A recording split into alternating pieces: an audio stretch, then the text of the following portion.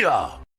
What's going on, ladies and gentlemen? Welcome back to The Fringe. I know everybody on the channel gets fed up with me talking about the Palestinian protesters because we all know how out of control it's getting across the country, how these protests are filling everyone's streets. We've heard about the chants going on for people saying certain things should happen to Canadians.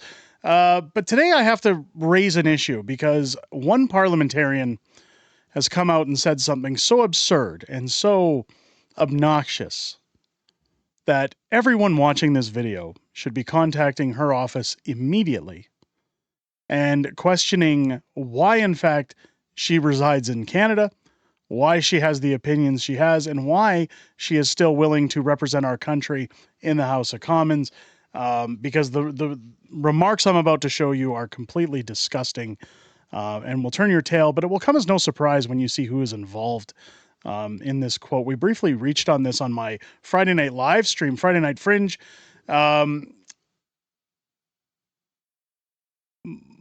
Mocha Bezergan, if you don't follow Mocha already, he does some great videos. Absolutely go and follow him. I want to just show this clip. Now keep in mind, we've seen the burning of Canadian flags. We've seen Canadian flags thrown on the roads. Here's more protest going on. Khalistan separatist mob Modi's effigy disgraded flags in Vancouver and demanded that Trudeau shut down all Indian consulates. Again, they want him to pander. This is after Trudeau picked a fight with India. But it leads into, because it's Palestinian protesters, what I'm about to show you, that this parliamentarian said. Take a look at this.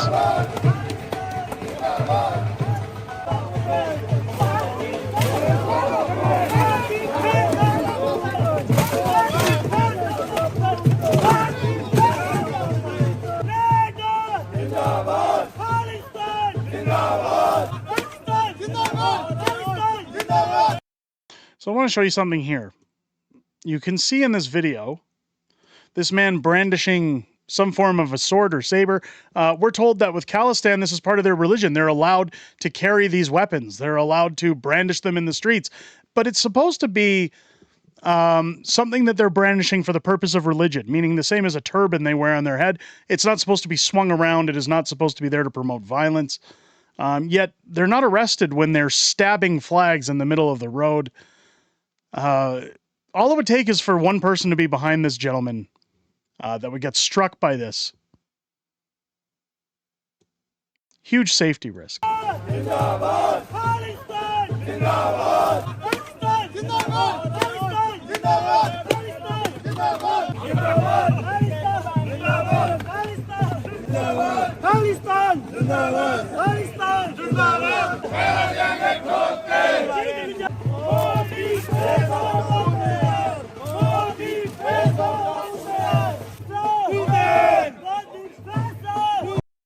I mean, you're seeing this in the streets every single weekend in this country. People protesting from another country about their country in our streets. Violence in our streets. Nobody's shutting them down. No politicians. Speaking of politicians, one who comes from British Columbia, where all this is happening, drunk Elizabeht May. Now, it's going to come as no surprise to everybody when I show you the comment she made. Of course, you can see the print right there. I take my marching orders from the permanent representative of Palestine to Canada, says Elizabeht May. I'm just going to play the audio so nobody can say that I'm putting words in her mouth. I take my marching orders from the permanent representative of Palestine to Canada. I take my... I'm sorry, what? Marching orders from the permanent representative of Palestine to Canada. So, I know that people say that this was paid actors that did this, but all I see around here are Palestine flags, people shouting for Palestine. Elizabeht May saying she takes her orders from Palestine? You mean these people? Do not wonder how revolution could possibly be done. Men who have never known a free day, who have lived their entire lives under the thumb of one of the most powerful settler colonies in the world, built paragliders to fly over a wall so high that it blocked out the sun when you stood underneath it. Do not wonder how revolution can be done.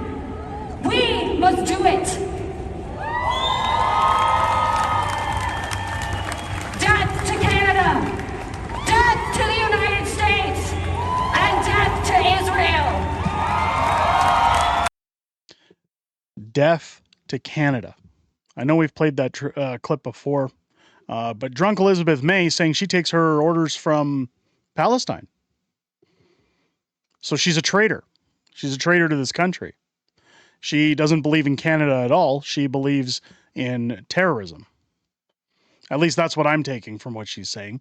I don't know about you guys, but people like this, when they say things like this, you think about parliamentarians, politicians, people in media that have had to step away from their careers because of a tweet or because of something they say that's inappropriate. Think about Roseanne Barr for a minute when she lost her show because she made a comment that people say, oh, that's racist, it's terrible, something they blew completely out of proportion, but she lost her career. She was blacklisted. Yet Elizabeht May gets to go continue hitting up liquor stores and hanging out in Parliament for as long as she wants to. This is absurd. Again, I would encourage anyone watching this video to call her office and ask why she's taking orders from Palestine versus Canada when she's been appointed by Canadian citizens. We have a major problem in Canada when we bend over and we allow this kind of behavior to continue in our streets while we have a prime minister that has no backbone, who's willing to distract us with points about India because he doesn't want to talk about his scandals, that they're allowing us to be held hostage by people protesting about other countries.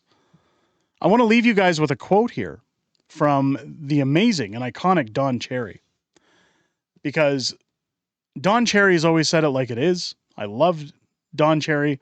I've always loved him from day one. Good old grapes.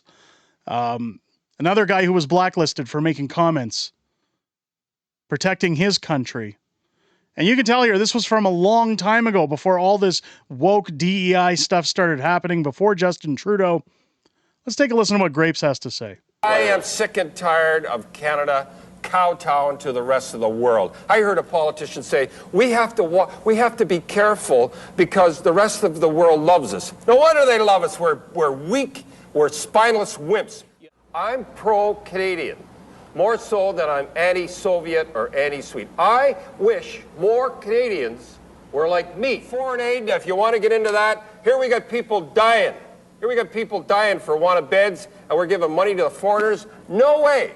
It'd be Canada first, and Canada only. That's what I am, a nationalist. What a way to end that clip, with a Canadian flag. And how things haven't changed from this aged clip, that we still have people in our streets going hungry, people without houses, people without jobs, people living in tents, people addicted to legalized narcotics, while our prime minister jet sets around the world putting on blackface, making a mockery out of our country, keeping the door open for anybody to come in and do whatever they please. Crime at all-time high rates, inflation at all-time high rates. You guys know the laundry list. But now our streets are flooded with protesters saying that our country should roll over and die, while our politicians are saying they'll happily take orders from those people. I'm never one to promote violence on this channel. I'll never tell anybody to do anything that would mean to move forward with violence, but by all means, the time for being nice is over. The time for taking excuses and word salad from politicians is over. You have to start demanding more, even from your conservative governments, from all of them, to let them know that, and again, the reason I say that, when you look at this clip of Don Cherry, it sounds to me like everything he's talking about was happening ages ago, and it hasn't changed. So this isn't all just because of Justin Trudeau. This is a problem with our politics, with those who are making our laws, with the policies in this country. Something needs to change. The swamp has to be drained. Let me know what you guys think down below. What do you think about drunk Elizabeht May? Give me your thoughts down below if it's your first time here. I hope this video's earned your subscription. Make sure as you're hitting that button, you also leave a thumbs up and a comment down below, because Justin hates fair and free speech. He will blacklist this video as much as possible with YouTube censors. So your thumbs up and your comments help push it out there. While you're at it, also hit your bell for notifications. Join me live here on the channel each and every Friday night for Friday Night Fringe, my live streaming show, where we go over everything that's happened in the past week in politics, everything coming up in the week ahead, joined by my beautiful wife, Mrs. Fringe, as we also take in what you guys have to say outside of hearing or of making, these videos. We also have a good Q&A wrap up every week where you guys are essentially allowed to take the floor for a small portion of the stream and ask us anything you like. And as long as it's within the realm of possibility and being prudent to answer, we answer those questions for you here on the stream. We always want to be appropriate, but we can be a little inappropriate at times. But join us. It all starts at 6 p.m. Pacific, 8 p.m. Central every Friday here on the channel. I hope you guys enjoyed this video and have a great rest of your day. I'll catch you on the next one.